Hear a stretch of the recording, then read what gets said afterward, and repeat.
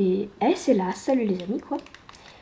C'est Mister Bushido. Aujourd'hui on se retrouve pour le contre de la théorie du Mont Corvo de Ryukyu.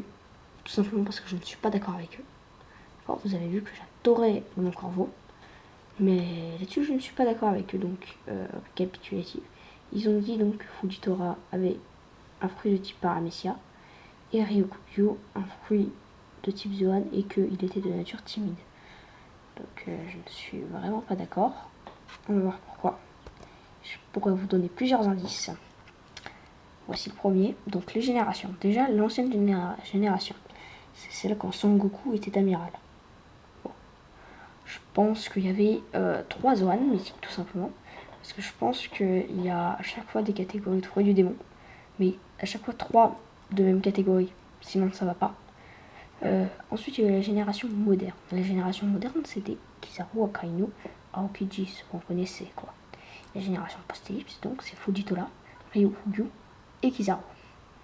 Alors, donc, du fait que dans la génération moderne, il n'y avait que des Logia, que dans la génération post-ellipse, il y a Kizaru qui est resté, je pense qu'il y a de nouveau que des Logia. Donc, c'est parti. Donc, excusez-moi, je suis pas bien à l'aise, soyez indulgents. Donc ensuite, les animaux.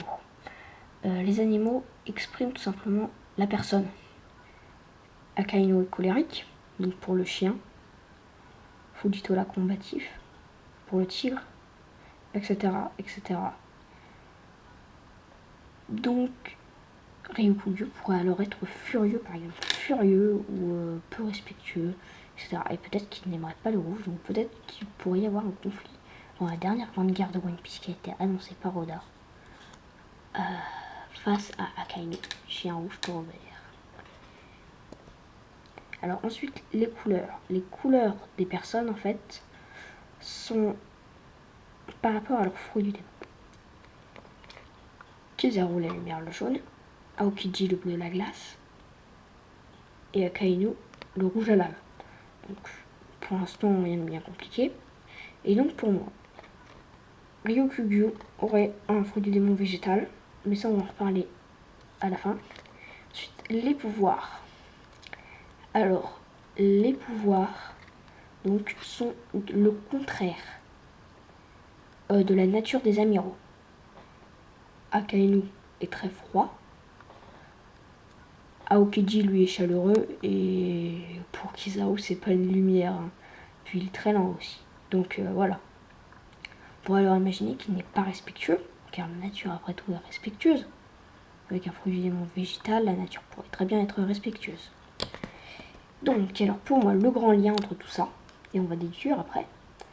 Donc, le grand lien. Alors, Fujitora, donc, sera un tigre. Sa couleur est le violet, et on a vu qu'il pouvait contrôler la gravité. Je pense qu'il a le Logia de l'espace. Et donc, je pense que son sabre n'est qu'accessoire. Étant donné qu'il peut envoyer des coups tranchants et faire des combos avec son sabre, un peu comme Kaku pouvait le faire avec ses coups de pied ouragan, si vous voyez ce que je veux dire. Donc en envoyant par exemple des Shuriken Galaxy, il pourrait transformer des Shuriken en Galaxy, vu qu'il peut manipuler l'espace à sa guise. Sinon, on pourrait aussi voir, parce que l'espace est très vieux, donc il ne voit pas, déjà, Fujitora ne voit pas l'espace, donc peut-être qu'il sait exactement où il se trouve, car il a en lui quelque chose qui lui permet de savoir. Et ensuite, l'espace peut aussi voir le temps passer, car il est très très vieux. Tout comme Fujitora est aveugle. Donc là, en plus de voir la vérité, il a 2 autres termes de vue, tandis qu'il est aveugle. Pour Ryukyu, donc je penserais plutôt furieux et peu respectueux, avec un fruit du démon végétal. Maintenant, le point de vue. Le point de vue de Fujitora serait à peu près le même que celui de Kuzan. Et le point de vue de Ryukyu, le même que celui de Sakazuki. Donc voilà, la qualité n'était pas très bonne. Je vous prie d'être indulgent. N'hésitez pas à laisser un commentaire si cette vidéo vous a plu. En tout cas, moi, faire le PowerPoint, c'était simple. Et puis, à la prochaine.